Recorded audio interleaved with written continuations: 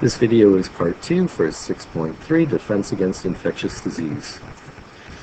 The understandings, applications, and skills that we'll go to will relate to blood clotting, HIV infection, antibiotics, and the Florey chain experiments. So we'll start with blood clotting and platelets. So when the skin is cut, it is sealed quickly by the process of blood clotting. Everyone has probably experienced this. They should have experienced this at some point in their life where they've gotten a cut, and then eventually they'll stop bleeding as a clot is formed, and that clot eventually forms that scab. So clotting is actually initiated by cellular fragments known as platelets, which circulate in the blood. So platelets are a type of cell generated from the bone marrow as well. So platelets are actually smaller than red and white blood cells, and platelets form at a site of a cut and form a temporary plug and will start to release clotting factors. So there's actually a cascade of reactions after the clotting factors which will produce an enzyme called thrombin. So thrombin will convert a soluble protein called fibrinogen into the insoluble form fibrin. Fibrin will then work to form a mesh that traps blood cells and platelets, which when exposed to air will form that scab. So diagrammatically, what this looks like is that if you have a cut, so you have an injured blood vessel and now you have blood coming out, there are these little cells, platelets, which will aggregate at the site of injury, and then they will release these clotting factors. So they'll be released from platelets and damaged tissue cells. This will cause prothrombin to go to the thrombin, which is the active form of the enzyme. And once thrombin becomes active, it will start to take fibrinogen, which is soluble and then dissolved in the blood plasma. So you have fibrinogen floating around in the blood, and then when it encounters this thrombin, which is at the site of that blood clot or that site of injury, that fibrin will be turned into fibrin through thrombin. And this forms an insoluble mesh of threads, so it'll form this mesh of threads, which will start to trap red blood cells in there, and will eventually go on to form that scab. So the diagram here shows that fibrin with those red blood cells trapped in it, creating that clot. So blood clots are good because they can stop blood from being released, or you can stop losing blood from your body, and then it allows that blood vessel to be repaired once it's been clotted. Now, clots can form elsewhere inside the body, and in fact, blood clots in coronary arteries are kind of a big problem. This is what leads to heart attacks. So remember that the coronary arteries will supply the heart with blood, and when we talk about coronary thrombosis, this is a blood clot that forms in the coronary artery. So you have a blood clot that will be created within the blood vessels that supply the heart with blood. It will basically cut the supply of blood to the heart muscles and can lead to fibrillation and a heart attack. So arteriosclerosis is what causes clots in the coronary arteries. And within those blood clots, if they start to rupture, this can lead to blood clotting factors, being released into the blood, creating the formation of a blood clot, ultimately restricting blood flow through that coronary artery, as depicted in this diagram here. So we have this patch of heart that has turned black, and these are cardiac muscle that has gone necrotic, so it's dead heart muscle. So looking in at that blood vessel here, There's a blood clot that has been formed, which prevents blood from reaching the lower parts of that heart, so these cells start to die. Now, there are several factors that increase the risk of coronary thrombosis, which include smoking, high cholesterol, high blood pressure, diabetes, obesity, and lack of exercise. Next up is HIV. So we'll look at the effect of HIV on the immune system and methods of transmission. First, we'll consider the cause of AIDS. So the agent of AIDS, or the cause of AIDS, is a type of virus called a retrovirus, and that retrovirus is HIV. So HIV is human immunodeficiency virus. So this is a particular virus that will infect and replicate inside T helper cells, so a class of lymphocytes, or a class of leukocytes or lymphocytes, or white blood cells. So remember, there are T cells and there are B cells in terms of the two types of lymphocytes. The T helper cell is a specialized type of lymphocyte. So the virus will actually disable T lymphocytes, so you get a reduction in the numbers of T cells, so that it cannot respond to the diseases for which it is specific for. So the immune system essentially becomes disabled. These T helper cells are considered the quarterbacks of the immune system, and with the quarterback gone, the immune system can't respond properly. So the infected person is therefore vulnerable to opportunistic infections by diseases against which protection has been lost. So it opens you up to all kinds of fungal infections, bacterial infections, that you would have naturally been protected against if there was a working immune system. And so the diagram down here just shows the HIV virus, or a diagram of that HIV virus. It is a virus that contains RNA, or uses RNA to transmit its genetic information. And the reason why it's called a retrovirus is because that RNA, when it infects a cell, the virus also contains an enzyme called a reverse transcriptase, which will take that RNA and transcribe it back to DNA. So it kind of follows a bit of the reverse of that central dogma of biology, where you have DNA to RNA to protein. In this case, the retrovirus has RNA, which it converts to DNA, which then the DNA is used to make RNA, and then protein.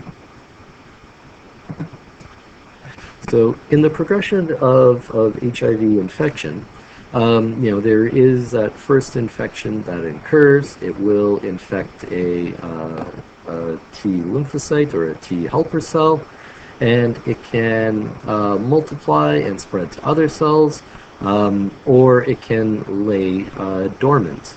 So it goes into what's called a latent stage, in which no virus is being produced, but the viral DNA, or the viral genome, has essentially inserted itself into the chromosome of that cell.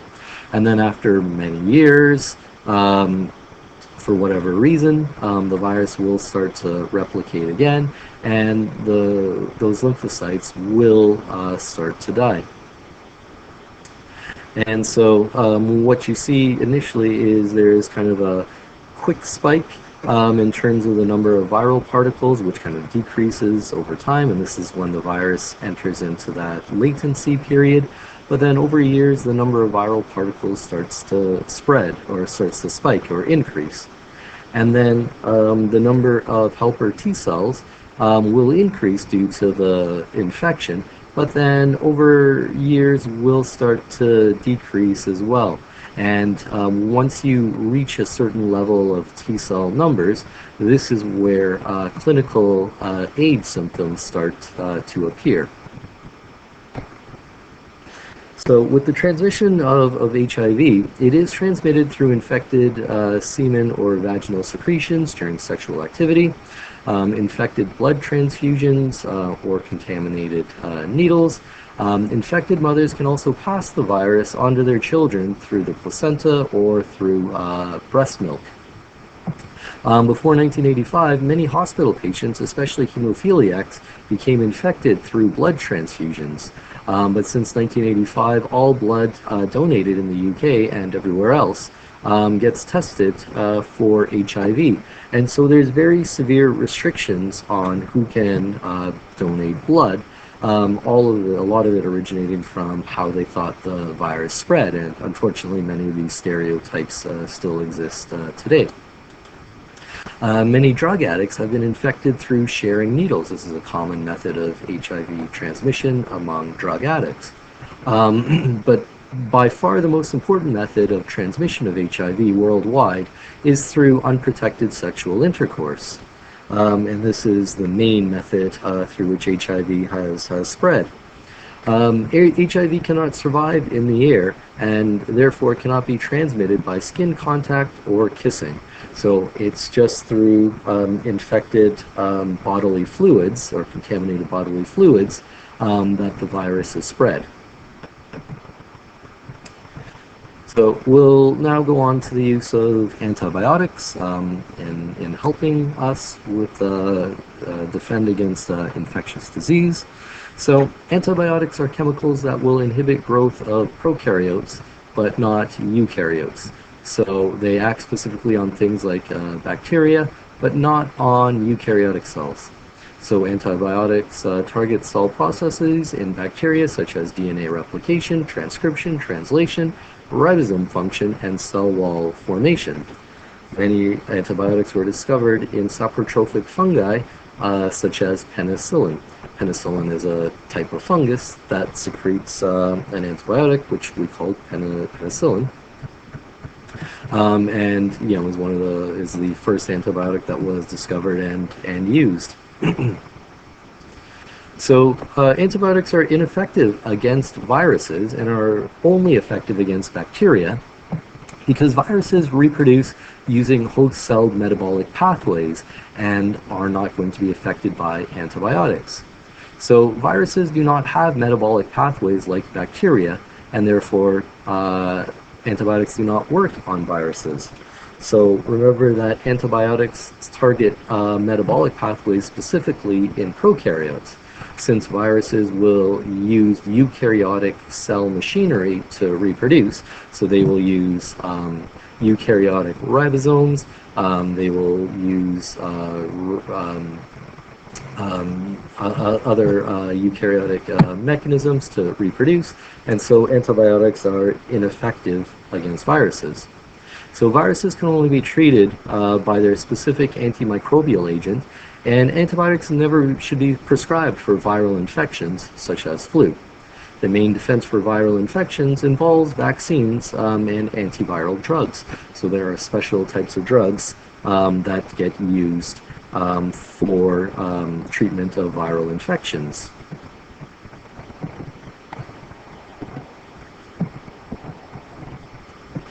So with the use of antibiotics and the widespread use of antibiotics, antibiotic resistance has become a thing now and a very common problem. So how does antibiotic resistance occur? First, you have a high number of bacteria, and there's a lot of bacteria, and a few of them are going to be resistant to the antibiotic. When that antibiotic is used, it kills out those bacteria that are susceptible to it, as well as good bacteria protecting the body. And then the bacteria that are left behind are going to be the resistant bacteria. So now the resistant bacteria have preferred conditions to grow and take over and will become kind of the prominent form of that bacteria. And then remember that bacteria can even transfer their drug resistance to other bacteria through that process of conjugation, causing even more problems and allowing resistance to spread to other species of bacteria as well. So resistance is avoidable by the following measures. So antibiotics only be prescribed for only serious infections. When you give antibiotics, making sure that you complete the entire course of them. Hospital staff maintaining hygiene standards to prevent cross-contamination. And then farmers not using antibiotics to stimulate growth in animals. Oftentimes antibiotics are given to farm animals such as chicken, cows, and pigs in order to allow them to grow quickly. Antibiotics is commonly used in chicken farming because you can get a full-grown ready chicken in less than 6 weeks. And then it requires that pharmaceutical companies develop new types of antibiotics and invest in this type of research. So the first type of antibiotic discovered was penicillin. Now, the discovery of penicillin is attributed to a Scottish scientist and Nobel laureate named Alexander Fleming in 1928 at St. Mary's Hospital in London. He showed that if penicillium fungi produced antibiotic substances, and then the development of penicillin for use as a medicine is attributed to an Australian Nobel laureate, Howard Walter Florey, together with a German Nobel laureate, Ernest Chain, and the English biochemist Norman Heidel.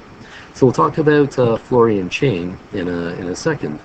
So Fleming, among many qualities, was a poor communicator and orator, which meant his findings were not initially given much attention. Had Fleming been more successful at making other scientists interested in his work, penicillin for medicinal use would probably have been developed years earlier. Fleming was also notoriously sloppy and not very clean. He was studying bacteria at the time, and wasn't actually looking for an antibiotic. And he was very notorious at not cleaning up his petri dishes containing bacteria after he's finished an experiment. He'd just leave them lying around. He'd leave them lying around to the point where other things, such as mold, which was that penicillium fungi, would start to grow on the plates. Fleming was a very observant fellow, and he happened to notice that on these plates where there was this mold growing, there was actually this zone of clearing around the bacteria, or where bacteria was growing. And after further investigation, he discovered that the mold was producing a substance that was killing the bacteria. That substance was what we now call penicillin. So before penicillin went into widespread use, and widespread production, it had to be shown that it was effective before it could be used on people. So in the late 1930s, Howard Florey and Ernest Chain, they formed a research team in Oxford. They actually developed a method for growing penicillium fungi in liquid cultures, which caused the fungi to secrete penicillin. They could then take those cultures and purify the penicillin. So the initial testing was done in mice, and the testing that they done in mice was like very, very quick testing.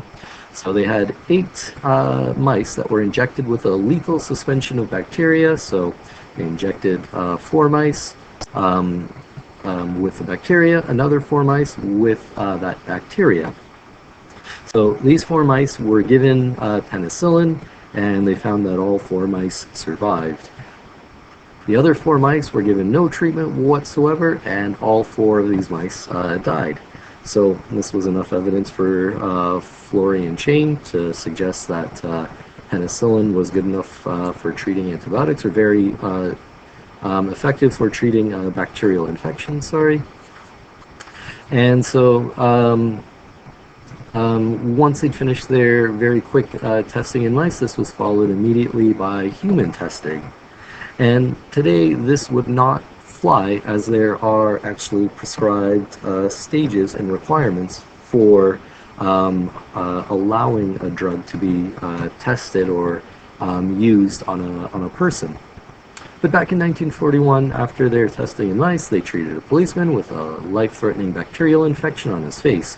His condition improved, but the supply of antibiotics ran out, and unfortunately this policeman passed away.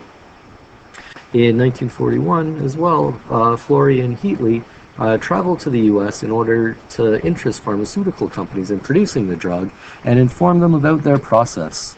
Around this time, World War II broke out, and this was kind of spurred on by World War II itself. So the U.S. War Production Board drew up a plan for the mass distribution of penicillin stocks to Allied troops fighting in England.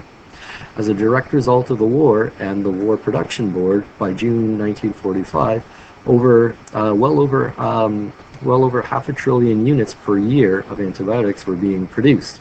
Florey and Chain shared the 1945 Nobel Prize in Medicine with Fleming for their work.